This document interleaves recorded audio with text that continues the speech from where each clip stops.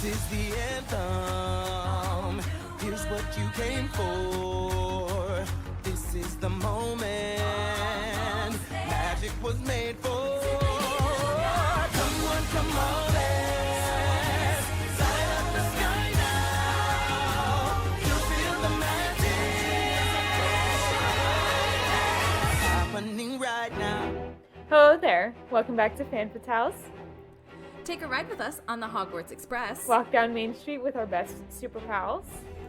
And defy gravity as we talk about all things fandom.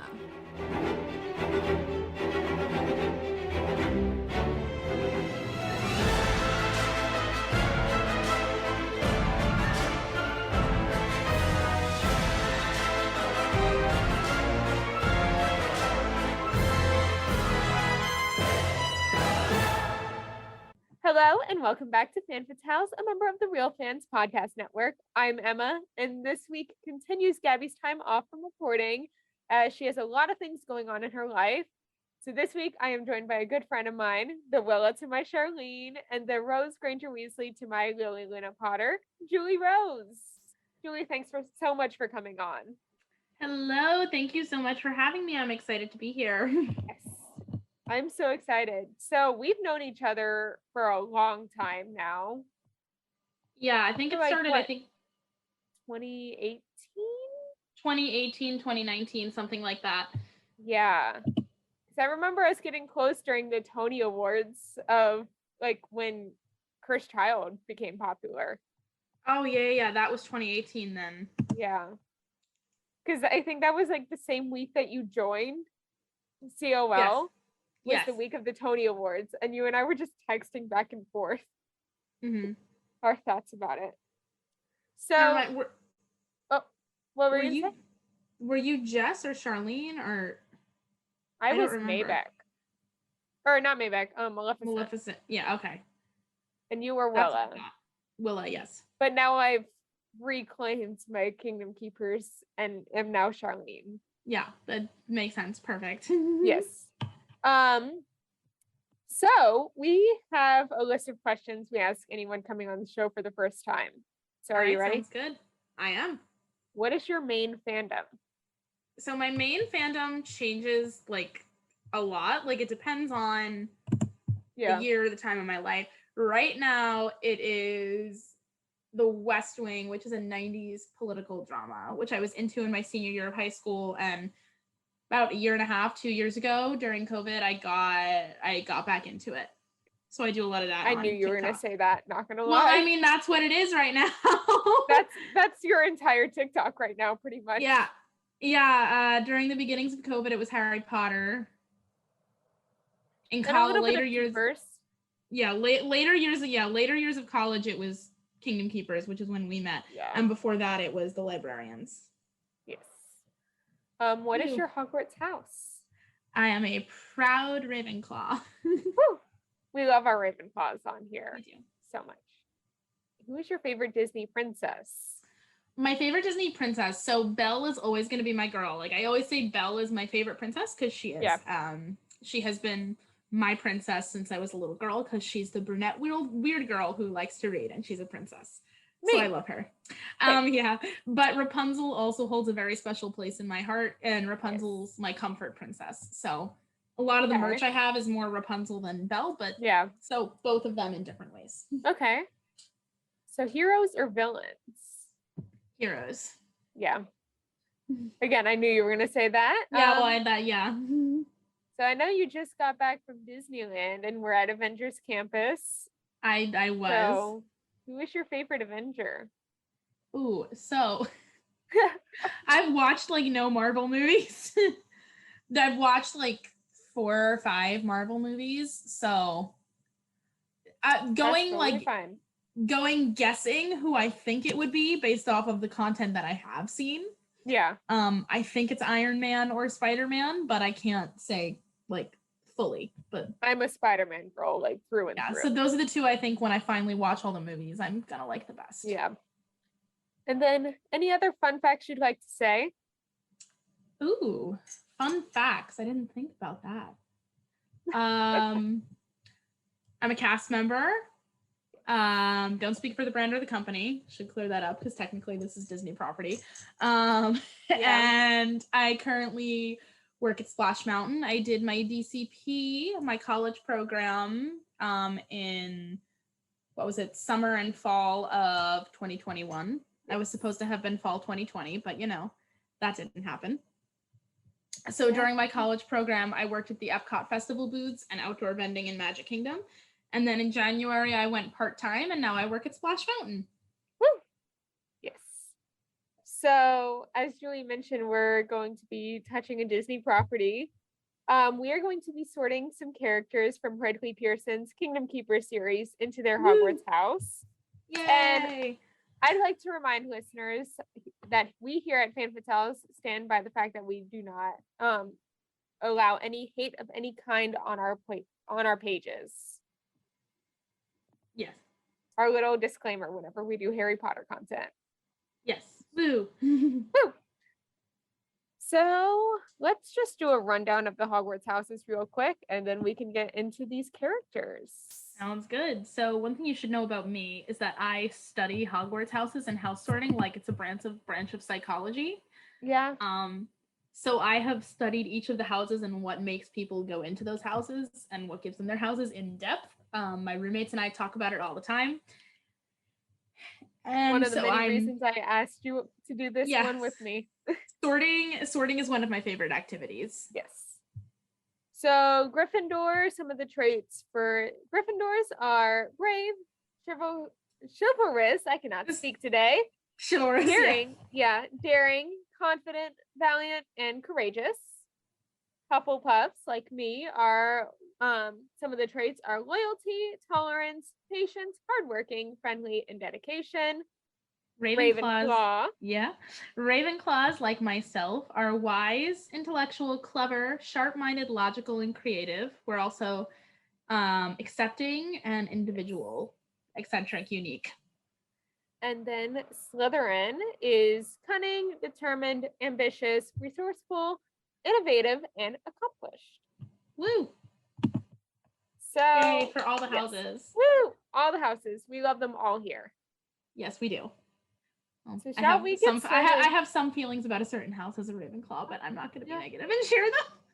Oh, okay. So shall we get started with the leader? I guess technically, even though he just whines about being the leader. The leader. Wayne said I'm the leader.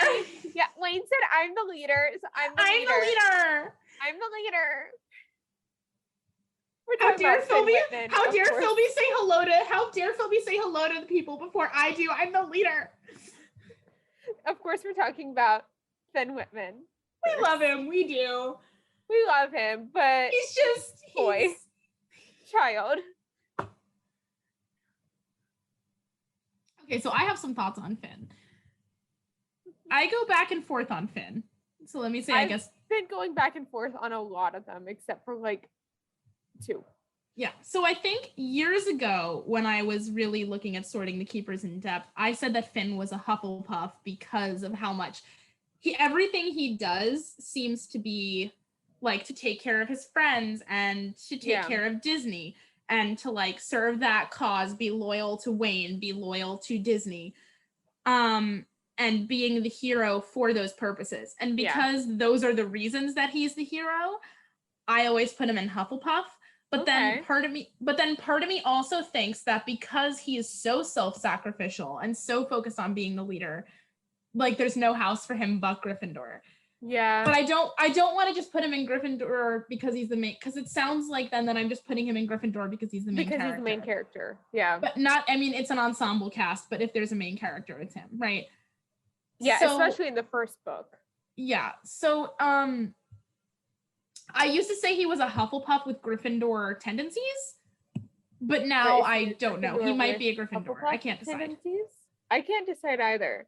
It's like because the way all of the houses have kind of blurred lines between them, right? There are between most of the houses, there are overlaps between traits. The only 2 houses that I think, in my estimation, that don't really have any similarities or overlap is Gryffindor and Ravenclaw. Yeah. they're kind of like oil and water, which is what I was alluding to before. Except for Hermione, but Hermione's a rare case. But it's not that like Hermione is also very much not like an anti-Ravenclaw character, which is a different discussion, not for this episode. Because if you remember, Hermione and Luna don't get along at all. True. But anyway. So I think a lot of what puts Finn in whatever house he's in is Finn lies in that middle ground between Gryffindor and Hufflepuff. Yeah. It's so hard. And one of the things I look at when it is hard. Do you have any thoughts? I feel like I'm rambling and controlling things. I have thoughts for some of the other ones. I really did not think about this and was like, I'm just gonna go in blind. I'm just digging through my brain for what my old thoughts used to be. But Finn, I think, because one of the things that I look at when I look at how to sort someone, there's two main things that I look at when I sort a character. Number one, what do you value? Like, what do you think is important in life? And number two, how do you go about solving problems? And then I guess paired with that, number 3 or 2.5 is what motivates your actions. So like, let's say if you're killing someone in a battle, right? A Gryffindor would do it. A Gryffindor would do it like to be the hero because they think that being the hero is the right thing to do. Yeah. Or I guess a better example for this is sacrificing yourself, and that's perfect. Another thing Finn does. So a Gryffindor would sacrifice themselves because they think that they have to do that that's the right, that sacrificing yourself is the right thing to do in life. Like being a hero, that ties into their trait of chivalrous. Yeah. Right. Slytherin would do it. Slytherin would do it as a very last resort. But a Slytherin would do it to save the people they love, because a big thing for Slytherins is fraternity. Yeah. So with their family specifically, and we see that with Regulus. Yes. A Hufflepuff would sacrifice themselves also for the people that they love, but that less, unlike the Slytherin, it ties more into their value system. Mm-hmm. And they also might die for a cause. They're being loyal. And a Ravenclaw would do it if they thought that was the smartest option, and they saw that, they've thought it out, and that's the only way to achieve their end. So when I'm looking at that, again, like Finn, I can't decide what Finn's sacrifice. You see, with that, I say more Hufflepuff. And I was going to say more Gryffindor. Interesting. I don't know. I feel like if I remember, I'd have to go back and look. But there's 2 big sacrifices with Finn, right? Yeah. There's the one in book 7, the Insider. Yeah. And there's the one in Disneyland's. And what I remember specifically about the one in Disneyland's is less than he kind of like talks specifically about doing it because he thinks that's his job. Right? He sees himself as the leader. And as this hero for Disney. And he thinks it's his job to do this and save Disney in that way. And I see him doing it. His motivation seems to be more that rather than the specifics of like, I'm going to protect the other keepers by sacrificing myself, which he would still do, I think. Yes. But I think his motivation in that moment is more of a Gryffindor motivation. But I don't know. He's so focused on his friends. He is. He's so focused on his friends. I feel like him being so focused on his friends, and a moment that I like go to, I alluded to it earlier, him killing Dillard. I forget what book that is in. Shell Game. But no, not Shell Game. No. Dark Passage. I knew which one of the cruise books. Yeah. No, I knew which book I was talking about. I just mixed up the titles. But I don't want to say reaction to it, but like the moments afterwards. Yeah. No, you're right. He's such a hard one, but there's got to be an answer. There has to be. I think he would be a hat stall. He would definitely be a hat stall. He would definitely be a hat stall. Okay, but here's the way you think about that. If he was a hat stall, Would which he would he choose pick? Gryffindor? Yeah. I think he would choose Hufflepuff. I think he would choose Hufflepuff as well. Okay, so are we gonna say he's a Hufflepuff? We're gonna say he's a Hufflepuff. Also, he and Willa are like best friends, and I don't think he and Willa would get along as well if he was a Gryffindor. True, because we both know what house the next two are, which is Del Philby and Willa Angelo, our favorite couple. There's no debate. They're both Ravenclaws. They're both Ravenclaws. Philby's the tech nerd, and Willa's like book nerd. Oh yeah, people have tried to argue with me that like Philby is a Slytherin, but I don't really know. I think the version of Philby that Finn sees in his head is a Slytherin, but that's not really Philby. Yes. And they're both very much motivated by their intellect. They love learning. And that's what drives all their decisions. The way we see them problem solving in the series, all has to do with intellect. Especially book 1, where they remember parts of the Stonecutter's tale. Correct. And they also, the way they look at problems, like they'll be the one on the team to stop and like be like, well, let's think of a different way to do this, which is a very Ravenclaw move. Yes. And in the third book, I forget who like separates the team and is like, hey, these 3 should go. But I know that they separate it into Finn, Charlene, and Philby on a team. And they're like, because the leader, the athlete, and the smart. Yeah. Or in the brains. Yeah. And it's not just that they're smart, because people can, because being smart has nothing to do with being a Ravenclaw. But they both love learning, and that's what we see define their personality. That's what we see drive all their decisions. That's what we see that they value. Yes. And yeah, it's and Willa also focuses a lot on like the acceptance and individuality side of Ravenclaw, which is a really important part of Ravenclaw for me. That gets forgotten a lot. Because to me that the individuality and acceptance side of it defines Ravenclaw more than intelligence. So yeah. I don't think we even have to talk about those two anymore. It's so easy. No.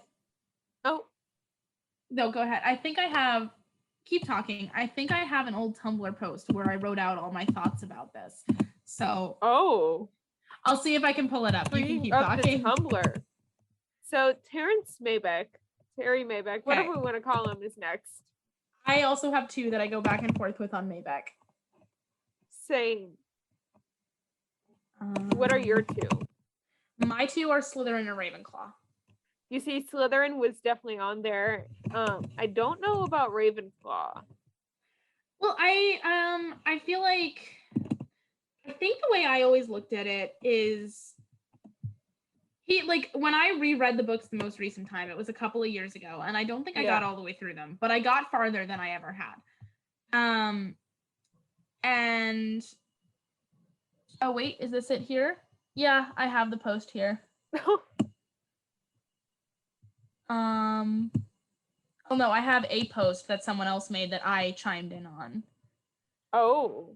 And in this post, I put him as a Slytherin, but okay. So I feel like when I was thinking about Ravenclaw for him, when I reread the books, he's a lot more creative than I remember. Every time I reread the books, I get surprised again by like, I know how intellectual he is, how into art he is.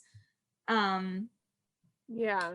But yeah, what was the 2? I'm sorry, I think I didn't hear. What were the 2 that you were going back and forth on? You see, Slytherin for sure. I always see Slytherin. I guess Ravenclaw, especially with how creative he is. I mean, his aunt owns that paint shop. Yeah, the pottery shop, whatever it is. Yeah, and Crazy Glaze, yeah.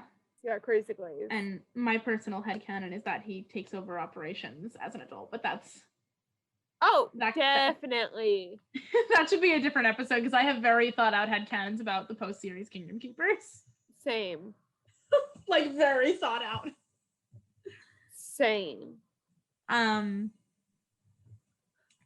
tangent, but I remember making a post about Charlene Turner, and like talking about how she was on Good Luck Charlie, and someone thought I was on Good Luck Charlie. Oh my gosh. With that post.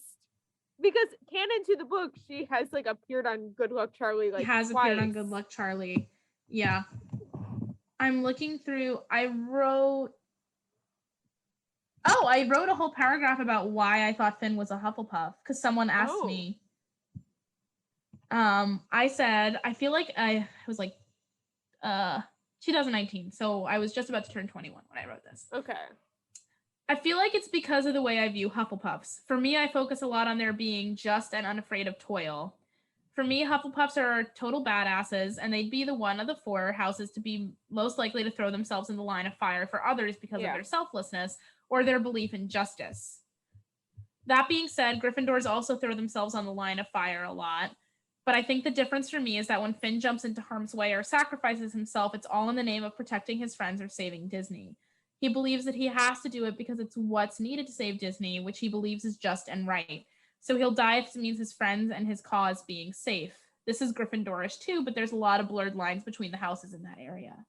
The differences between him and Charlene's, oh, well, this is, okay, we're going to skip that because that gets into later answers. Oh, yeah. And I think I changed my answer on Charlene since I wrote this, so. Oh, I definitely was about to disagree with your Charlene point, but no, we're on Maybeck right now. Yeah, no, we're on Maybeck. I'm scrolling through my Tumblr and I found a really funny post about Finn. So we're just gonna keep talking. We love Finn Whitman. I love Finn Whitman, but I also love making fun of Finn Whitman. Oh, so I was telling you about Kingdom Keepers Let's Read, our group chat with the Keepers and Fairleys. Yes. Is literally us just making fun of Finn. Finn is just so easy to make fun of. 98% of the time. And it's the guy who is cosplaying Finn on TikTok. Oh, yeah. Group chat. I met him because he was on his DCP and he came to Splash while I was working one night. Yeah, but he's the Finn in the group chat, so we always make fun of him. Yeah, I said during my college Kingdom Keepers phase, I used to make memes about Finn all the time, namely about the I'm the leader thing. It's so funny. Hold on, I think someone made a meme about it. Oh, here you go. I have a bunch. I'm gonna send you this meme that someone in the group chat made. I almost sent it to the wrong person. I have a bunch somewhere.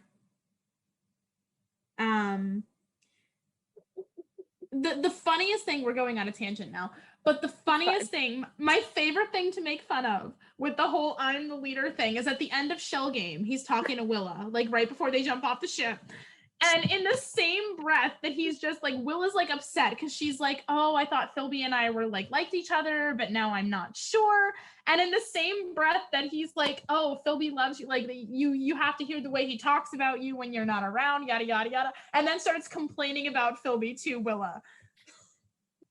Like all in the same sentence. Yeah. There's a lot of weird Finn moments. Again, me like going back and rereading the books, like doing this whole thing. It's just so funny. Because yeah.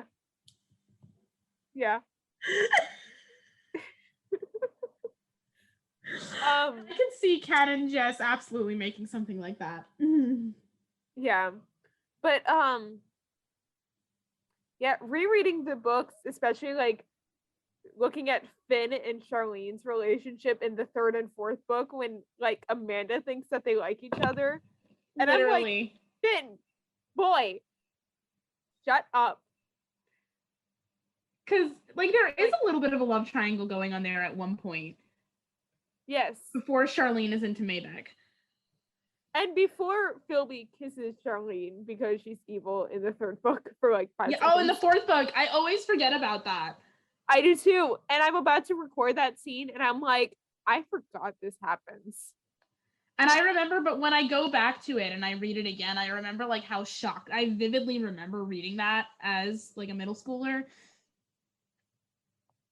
I think that's my least favorite moment in the Kingdom Keepers. Yeah. No, I'm sorry. No, my least favorite moment has got to be in Legacy of Secrets. When all of a sudden Finn and Charlene are like into each other again, even though like we've established that Charlene and Maybeck have been a very serious couple for like 4 years at that point. So anyway, there's a lot about Legacy of Secrets. Yeah. Anyway, we were talking. Okay, we were trying to figure out what Hogwarts house Maybeck was in. I don't know. I don't want to be like I have a strong like Slytherin connection with him, but like.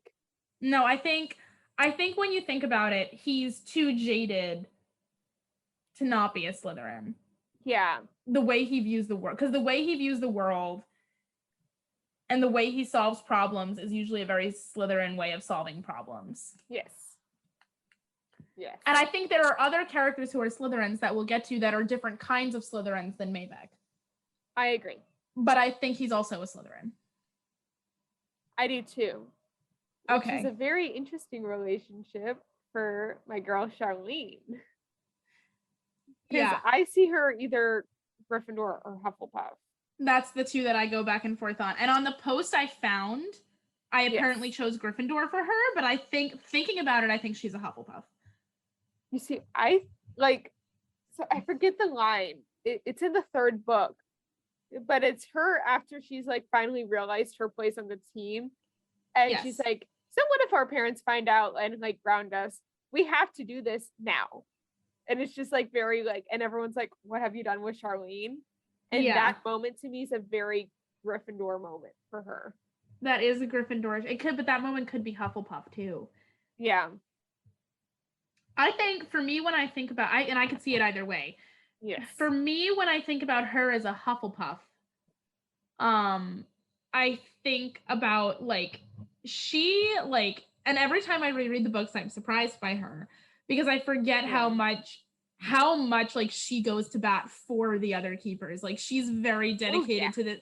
She is very dedicated to this idea of saving her friends and helping her friends. Yeah. Even more so than she's dedicated to the idea of saving Disney. Like her relationship with the other keepers is what matters most to her. I think. The way I read it, especially because she kind of has this character development from a kind of more like vain kind of character. Oh yeah. And she was like supposed to be like the stereotypical popular girl, right? And then she makes all these friends and she talks about having friends and how much she cares about them and how much she comes to care for Maybeck. Yeah. And it talks about in the books how she even surprises herself. Yeah. So I think, I don't know, that reads, and also my number one Charlene moment of all time, that is a very Hufflepuffy moment to me, and I think it's in Disneyland's. Yes, in Disneyland's. When they're in 1955 and her and Maybeck, like the cops stop her and Maybeck. Oh, yes. And they're like, oh, she's like, we're doing a school project and the cops don't believe them. And she looks them dead in the eye and goes, yeah, I believe it's called integration. Oh my God. That moment is so good. My queen. I love her so much. Because she would. She would say that. It's like, and it's like, there's so much about the keepers' relationships and characters that's like deep under the surface. Right? Because we don't get to see a lot about their lives outside of the keepers in the books. True. But a lot of it is implied. Yeah. Especially in the 3-year time jump in between Shell Game and the Insider. That 3-year jump always throws me off when I'm rereading them. There's that 3-year jump, so at the end of Shell Game, Willa and Philby and Charlene and Maybeck just get together. But then by the time we get to the Insider, there's stuff that implies that they're dating now and they've been dating the whole time. Mm-hmm. So at that point, you have to assume that it's a very serious relationship. And there's a lot of things that happen between each of those couples that indicate that it's a very serious relationship. Yeah. And that moment for me is one of them. I can be swayed on her being. Yeah, I think she's a Hufflepuff. Yeah. I was going toward like book 3, like for like speeches. Well, you've read them more recently than I have. Well, I've only gone up to book 3 because I don't want to like spoil myself voice acting wise of like, so I read the first 3 recently. So then I'm not like thinking ahead to whatever, you know? Yeah, and I'm reading the paragraph that I said about what Charlene being Gryffindor, and it doesn't read as a Gryffindor to me anymore, that paragraph. So I think, I'm standing up. What I said about it in 2019 was the difference between Finn and Charlene, say, who I see as a Gryffindor, is that Charlene is sometimes focused on bettering herself or being brave. She'll put herself in harm's way if it needs to be done in a battle because she knows her skill set is involved. But Charlene isn't as willing to throw everything aside as Finn. Finn is 150% dedicated to saving Disney undyingly, no matter what that means. And that just makes him a Hufflepuff for me. But I don't know. I don't think that changes anything for me. Yeah, I'll say that she's a Hufflepuff. Ooh, that's a very interesting relationship dynamic, Hufflepuff and Slytherin. Okay, hear me out though. I have a list of notes on my phone because my roommate and I do this all the time. Yeah. Some of the best ships, like some of my favorite ships in the whole world, are Slytherin Hufflepuff couples. Interesting. If I have a list on my phone of like different fictional couples I like and what their house breakup is. There's a lot of really good Hufflepuff couples and a lot of really good Slytherin Hufflepuff couples. Yeah. Ravenclaw couples are harder to come by. But they're good. They're always top tier. Yeah, I mean, Willa and Philby. Cough, Willa and Philby, cough. Willa and Philby are such an underrated couple, and I think they're my favorite keepers couple. They have been my favorite keepers couple since I was 13, so. Yeah, it's them, but for different Charlene and Maybeck, and but then for different, Finn and Amanda. Yeah. I love Finn and Amanda. It's just there's like so much depth. Finn's a little too clueless. There's so much depth to Willa and Philby and Charlene and Maybeck that's not as much there with Finn and Amanda's story that. Yeah. Okay, where is this list? I love that for you. Give me a minute. You can go on to the next thing if you need to. I will find this eventually. No, it is totally fine. Oh, wait. House combo relationships. Okay. There we go. We found it. Yeah, Hufflepuff Slytherin couples. Rapunzel and Eugene. I was about to say them. Peeta and Katniss. Yes. Chandler and Monica. Yeah. I do have Charlene and Maybeck on here. Okay. And I have Effie and Haymitch on here. Yes. And I think there's more, but top tier couples. Yes. What about those Ravenclaw couples? How many do you have on there? Let's see. The only one I have is Willa and Philby. Why did I know that was gonna happen? Okay, wait. Let's see. My Gryffindor. All I have is Ron, Hermione, Harry, and Ginny, and Molly and Arthur. Yeah. Gryffindor, Hufflepuff. I have Lorelai and Luke. Okay. Gryffindor, Ravenclaw. All I have is Bill and Fleur, assuming that Fleur would be a Ravenclaw if she was in Hogwarts. She would be a Ravenclaw. Mm-hmm. Oh, 10 out of 10, absolutely. Gryffindor and Slytherin. I have Lizzie and Darcy, and I can't say the other one. Oh yeah, because the other one we're about to get to. Well, yeah, but then also it's old. Hufflepuff and Ravenclaw. I have a couple from the Librarian, even Flynn from the Librarians, and then I have Percy and Annabeth. Yeah. We did the Hufflepuff and Hufflepuff. I think I know there's more. There's one from West Wing that's Hufflepuff. But the only one that I have here written down is Lara Jean and Peter. Yeah. And then Ravenclaw, Slytherin, I have stuff from Leverage. Okay. So shall we get into our first Fairly? Who's the first Amanda. One? Okay, I have no doubts about what Amanda is. Same. I hope we have the same answer then. I feel like she's a Slytherin. She is, yeah. No, that's what I was gonna say. There's this scene when I was rereading the books. I don't remember what book it's in. I might be able to help you if it's in the first but three. She says she has this quote, and I think she's arguing with Jess because I know in my fan fiction I had her argue with Jess about this, but I don't remember if they argue about it in the canon books as well. But it's Amanda who says trust. I think it might be the first one, or no, it's the second one because Finn already knows she's a fairy. She says that trust is just rust with a T used to disguise it. Yes, that's in one of the first books. That's in the second one, I believe. I believe so. Because that line, I was like, ooh, that is a Slytherin line if I've ever heard one. Yeah. She's very, I'm struggling to find words right now. I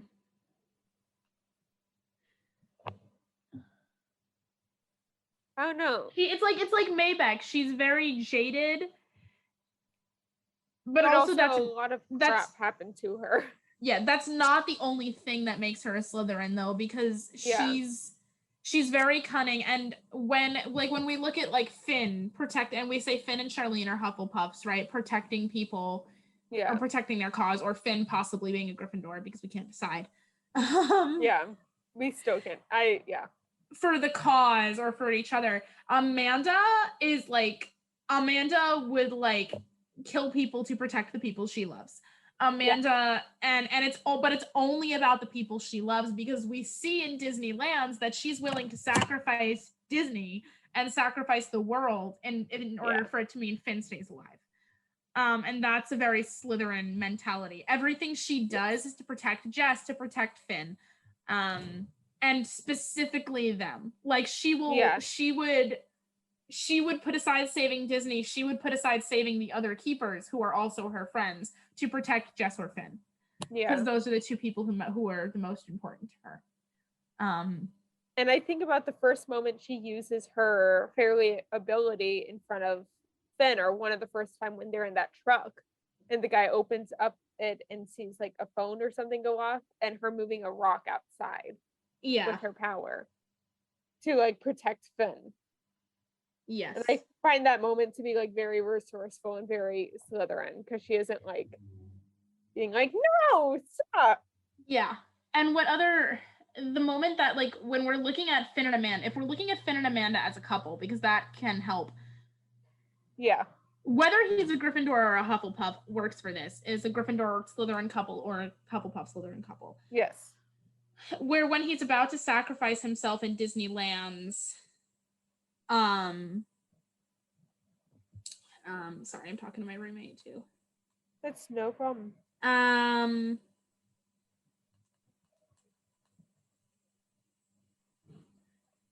Where when he's gonna sacrifice himself in Disneyland's, and they do have a role, because at the beginning of that book they each have a view on the situation and then they flip their viewpoints. But he's saying to her, like, this is what I have to do, like this is the move, this is what's gonna save it. And she's just like, no, you can't, like I'm not giving you up again, I'm not losing you again. I'm gonna cry. I love them. Even if Finn and Amanda are my number 3 couple of the keepers, all the keeper couples are so good. And Charlene and Maybeck used to be my least favorite one until like my most recent Kingdom Keepers phase, and I started to look at them in depth. But with Finn and Amanda, especially Finn and Amanda in Disneyland's are and the Syndrome. But Finn and Amanda in Disneyland, there's the line, and I guess this is kind of a very Slytherin viewpoint for her too, because it's so focused on one person, and the way in which what broke her jaded viewpoint, because at the beginning of the book when they're first discussing needing to stop the Overtakers from ever being created. And at that point, Finn is the one who thinks it will cause a paradox, and Amanda's the one who wants to do it. And then they flip at the end of the book. But when Amanda's arguing against it, and she's saying, like, we have to believe that, like, that Amanda wants him to do it, and he's saying, but what if we never meet? And she's saying, like, no, you and I will meet anyway. And she said, because that's how it works out in fairy tales. And he says, when have you ever seen a fairy tale work out in real life?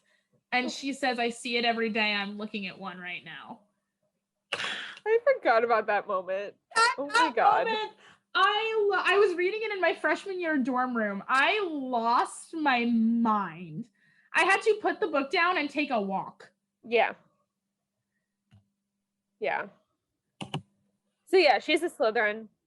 Now let's get into Jess Lockhart. Okay. I think Jess is a Ravenclaw. I do too. And I usually go back and forth with her on Slytherin and Ravenclaw, but if you because she has like kind of Just similar Ravenclaw experiences. for me. What? Just Ravenclaw for me. Yeah. Well, I came to that conclusion the most recent time I reread the books and realized she's very much just as intellectual as Willa and Philby. Yeah. But that's not focused on as much because it's not like her main role in the group.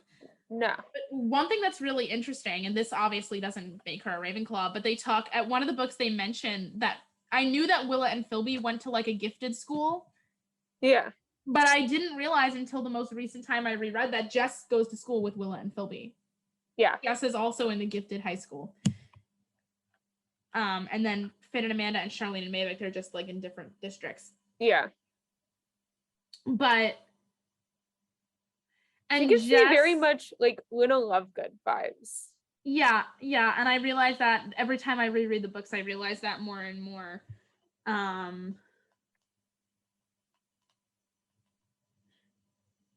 Oops, sorry.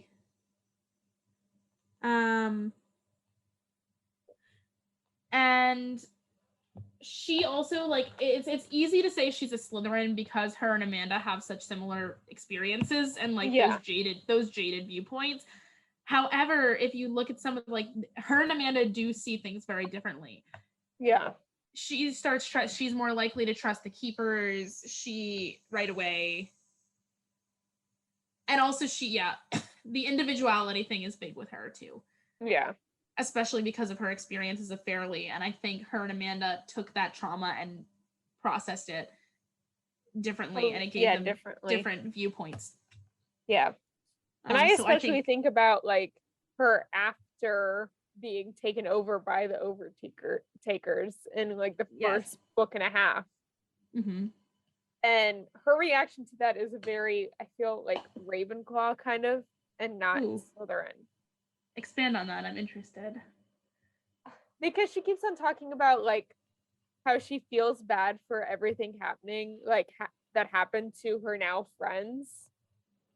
Yeah. But like, I feel like if she was a Slytherin, it would be just to Amanda and not to the Keepers as a group. Yeah, that's fair. That is a good point. Because they're sisters. They're not sisters, but they're sisters, which is why they're both Lockharts. Yeah, and she's not as concerned with she's obviously concerned about protecting Amanda. Yeah. But she's not as concerned with like she wouldn't sacrifice everybody else over Amanda. Like Amanda would sacrifice everybody else over her. Yeah. One dynamic, and this doesn't have I guess it kind of relates to her being a Ravenclaw. It could. One dynamic that I really started to explore in like my thoughts about the series and my fan fictions that I was writing during my most recent fixation with the books is like I'm very interested in the idea of a friendship between her and Willa and Philby, because when I found out that they all went to the same school, it makes sense that the three of them would be like a trio, like kind of like a separate trio from the rest of the group. Yes. And also I don't remember what, but I know there are specific things in the books that like kind of indicate that she's I think it's either in the Insider or in one of the Return books. Okay. Where I haven't read those in a while, so yeah, Philby, because you know how in the Insider that Philby is like stuck halfway through a wall. And Willa tells him she loves him, and he's 10 out of 10. One of the best moments in the entire series. Yeah. But then it happens again, I think, in one of the Return books. Yes, because it's when Willa is missing, gets kidnapped. Yeah. I think it's in Disneyland's. And Philby's like stuck in a wall again, and like they have to get to Willa, and Jess just screams at him, like, think of Willa, your best moments with Willa.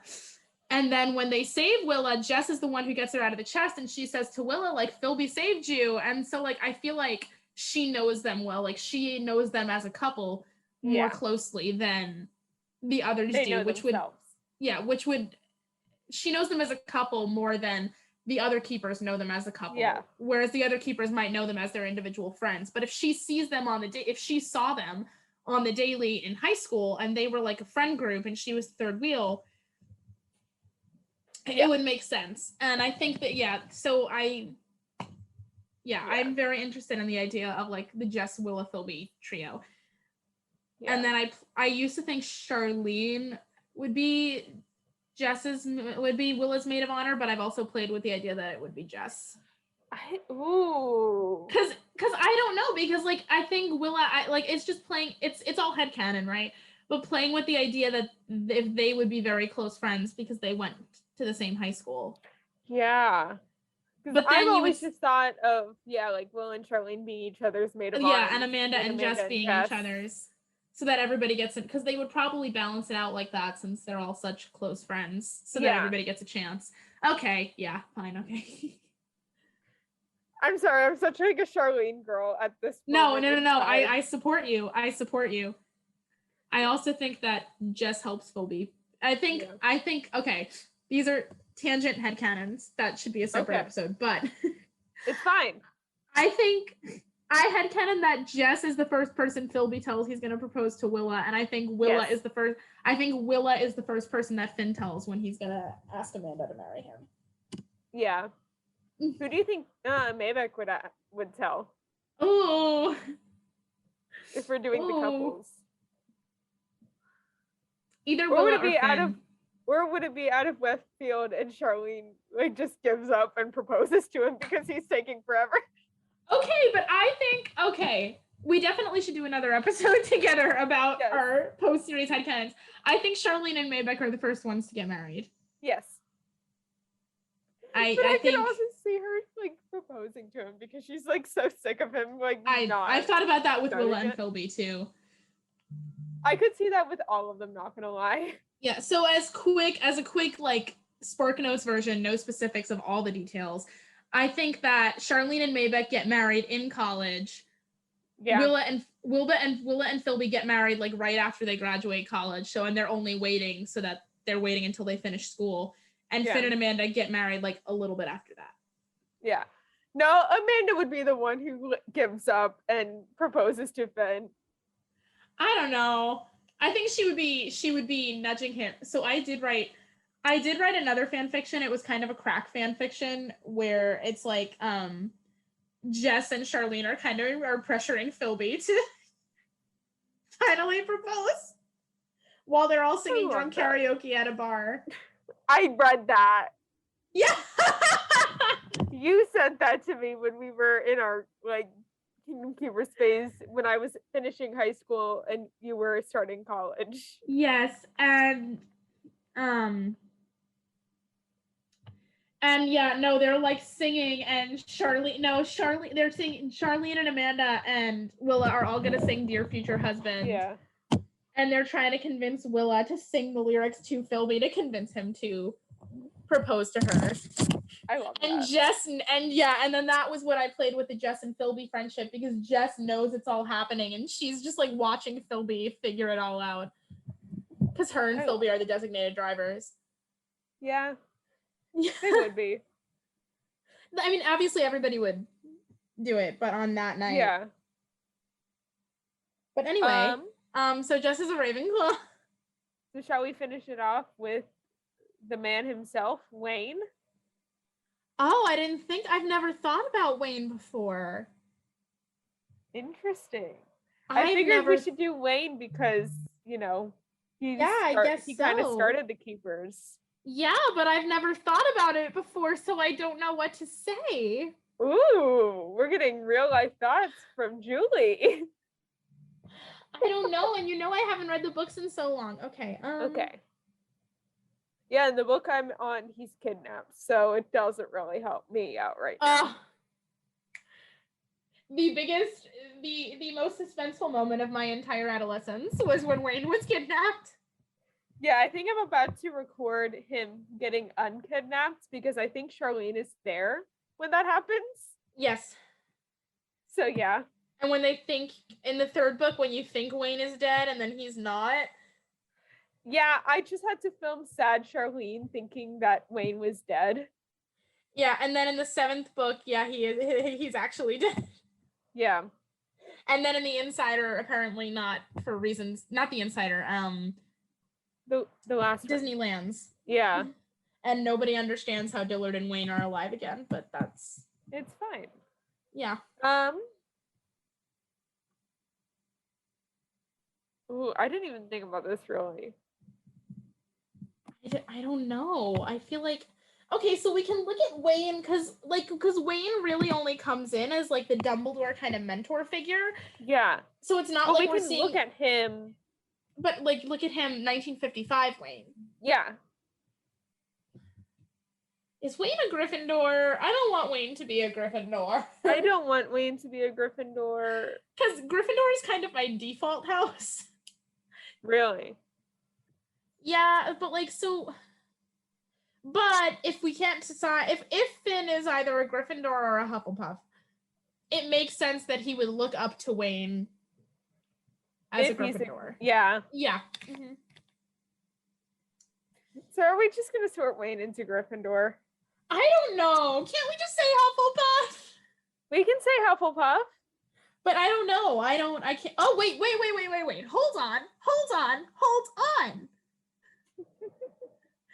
Is Wayne a Raven? I feel like Wayne's a Ravenclaw. The thought just came to me. Yes. Yeah, Wayne's a Ravenclaw. Screw the rest of that. No. Yeah, he definitely. How did we forget about all of his freaking riddles that he writes? Because a Gryffindor would not be coming up with those riddles. Sorry, say that again. My headphones fell out. Oh.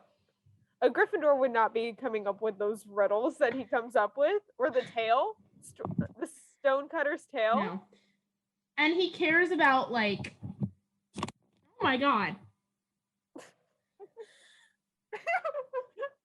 Her headphone keeps on falling out, listeners. Okay.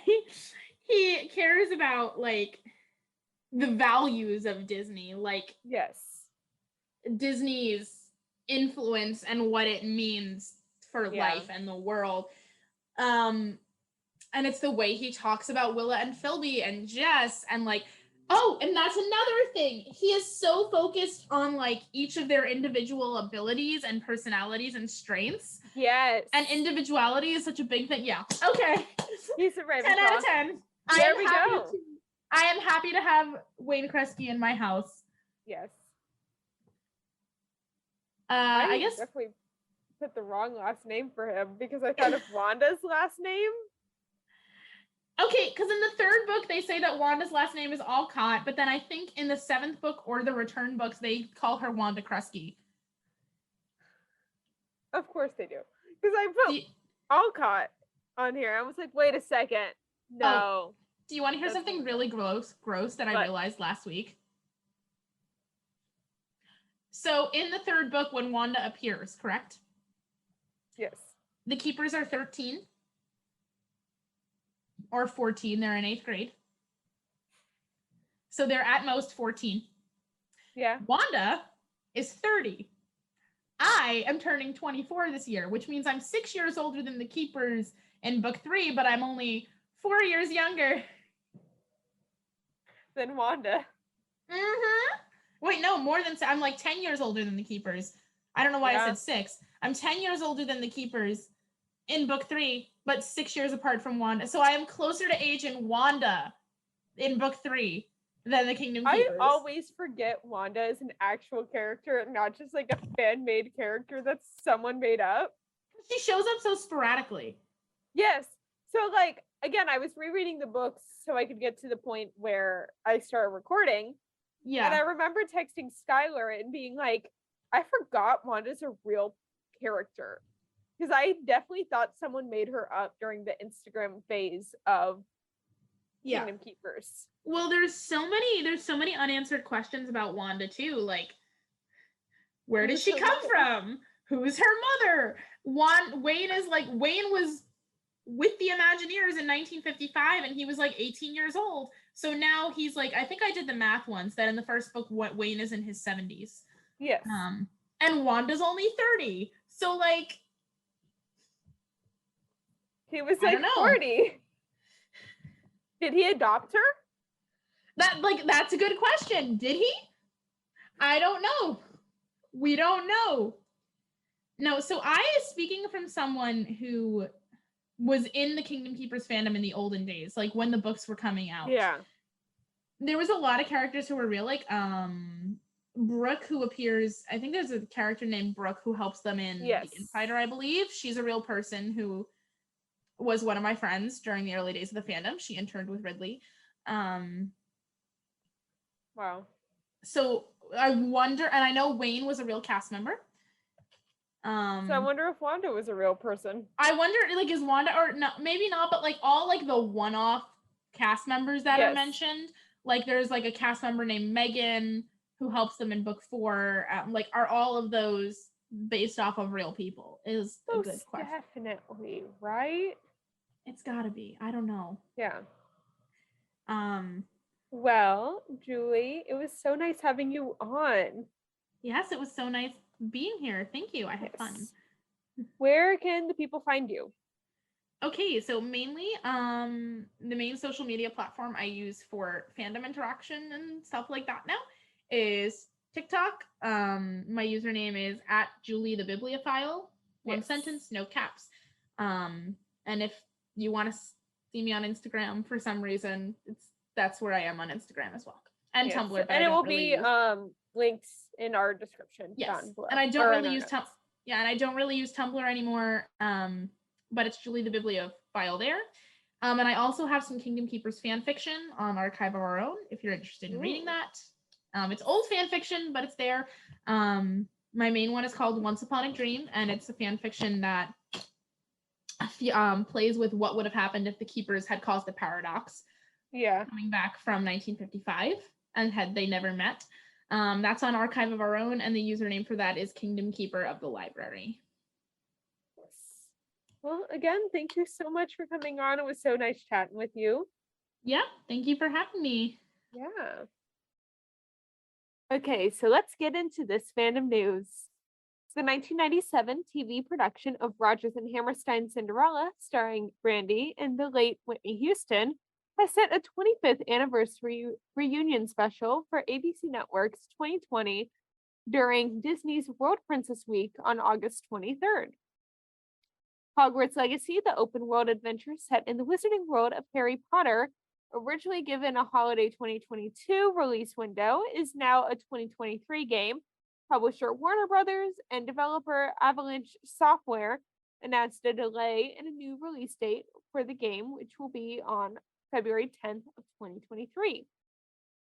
The new cast of Broadway's Into the Woods has been announced. Joining the company is Stephanie J. Block as Baker's wife, Sebastian Arcelis as Baker, Krista Rodriguez as Cinderella, and Montego Glover will share the role of the witch along with Katina Miller. And Gavin Creel will play the wolf/Cinderella's prince, with Andy Carl taking on the role from September 6th through 15th.